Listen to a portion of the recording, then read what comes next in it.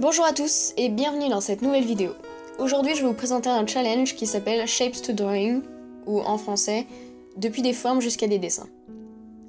Le principe est super simple, en gros on dessine une forme complètement au hasard et on dessine à partir de cette forme. Il y a deux moyens de faire ça, donc c'est ce que je suis en train de faire en ce moment, là que vous voyez dessiner. On peut faire ça de deux manières différentes, donc soit la manière que j'ai faite, c'est-à-dire dessiner une forme complètement au hasard avec son crayon, soit déposer des gouttes d'aquarelle et faire le repasser avec du feutre. Ce challenge, ça vous permet de développer votre créativité. Si vous connaissez un peu mes dessins les dessins que je fais généralement presque essentiellement des hommes. Et du coup là, dans tous les dessins que j'ai faits, c'est seulement des femmes et ça m'a vraiment permis de diversifier un peu et d'aller un peu à l'aveugle dans ce que je faisais. Donc si vous avez si vous trouvez que vous dessinez un peu tout le temps la même chose, c'est vraiment un bon entraînement que je trouve très agréable.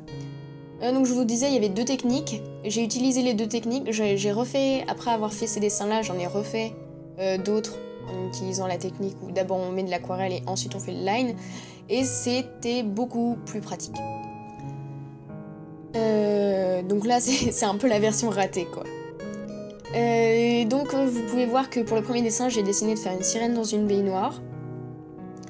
Et pour le deuxième, c'est une sorte de prêtresse ou un truc comme ça, j'ai un truc avec un long manteau, capuche.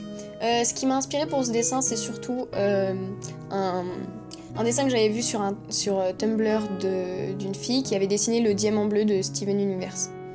Donc des formes très rondes et lancées comme ça. Je vous mets le lien de son blog dans la description.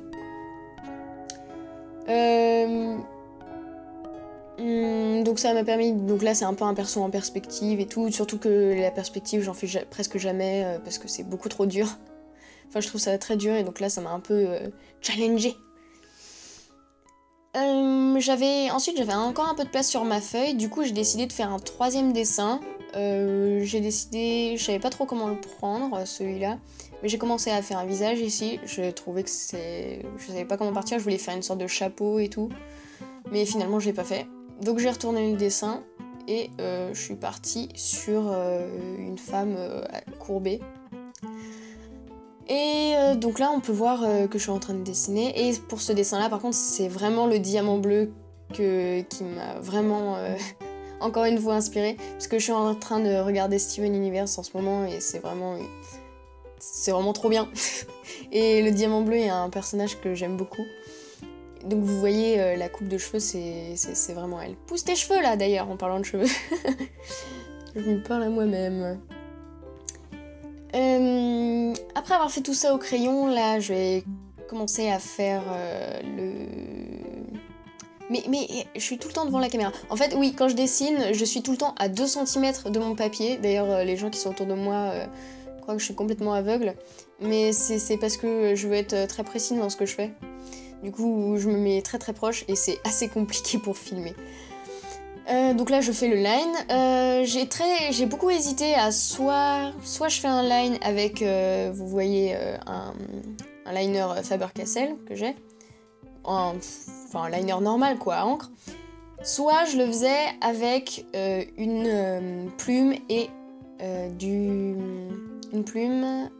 de l'encre que j'avais acheté. Sauf que l'encre que j'ai acheté n'est pas waterproof. Du coup, vu que je voulais rajouter de l'aquarelle sur les dessins que j'ai fait, bah ça allait pas trop marcher quoi. Du coup, j'ai préféré prendre les microns, même si je préfère bien mieux la plume et l'encre. Juste parce que c'est juste plus agréable, je trouve. Il y a plus de contrôle. On peut faire beaucoup de formes avec une seule plume. On peut faire on peut contrôler la pression. Et c'est beaucoup plus économique puisque avec des liners comme ça, on les jette quand on a fini, on jette à la poubelle, on doit en racheter, il faut tout le temps en racheter, alors qu'avec une plume, on peut faire presque tous les dégradés. Et avec juste seulement 2 plumes, une grosse bouteille d'encre, c'est bon, on peut faire plein de choses. Donc voilà, qu'est-ce que je vais parler après? Ah oui, Oui, parce que donc après avoir fait les lines, je vais remplir tout ça à l'aquarelle. Sauf que, ce papier n'est pas adapté à l'aquarelle. Évidemment, il est beaucoup trop fin, mais de toute façon, je m'en fichais, je savais que ça allait vraiment rater. Mais de toute façon, je trouvais ça pas grave. C'était juste des petits dessins pour m'entraîner comme ça et pour vous montrer un peu ce que ça permettait de faire. Et du coup, le papier a tout gondolé, à la fin c'était vraiment horrible. Mais bon, c'est pas grave, je me suis bien amusée à faire ça, alors c'est pas grave du tout. Donc, c'est pas des dessins qui m'ont pris des heures de travail, hein. Tout ce que j'ai fait là, ça m'a pris environ un peu plus d'1 heure à peu près pour les 3 dessins et l'encre.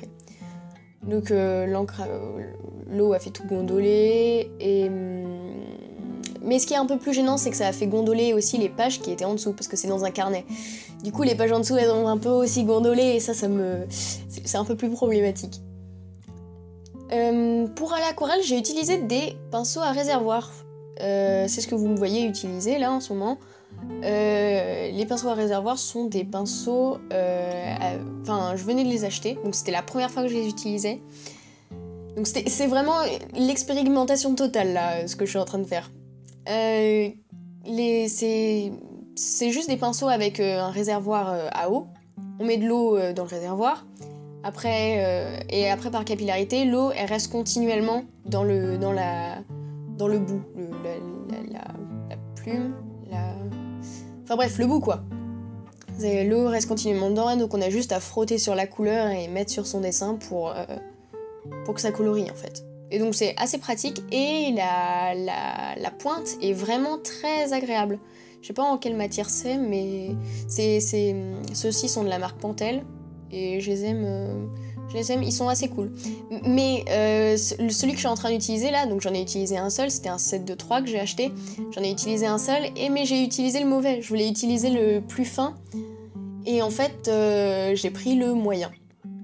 Donc ce qui fait que c'est encore plus dégueulasse que ça devrait être. Ah là là, ouais c'était vraiment le bordel pour ça. Mais après donc pour les autres dessins que j'ai fait, j'ai utilisé le bon papier, j'ai d'abord mis l'aquarelle et ensuite j'ai fait le line et c'est vraiment beaucoup plus propre, beaucoup plus intéressant. Je vous conseille d'utiliser la deuxième méthode, je vous mettrai les photos à la fin de la vidéo. Donc ce challenge était très intéressant. Donc je l'ai refait et c'était vraiment, vraiment cool. Je vais sûrement le refaire plus souvent. Et je vous posterai les résultats sûrement sur mon Instagram. Donc si vous voulez voir, c'est Gaël-Zelink, comme sur YouTube quoi. Et du coup, voilà, je vous laisse sur les photos. Et on se dit à la prochaine pour une nouvelle vidéo. Salut!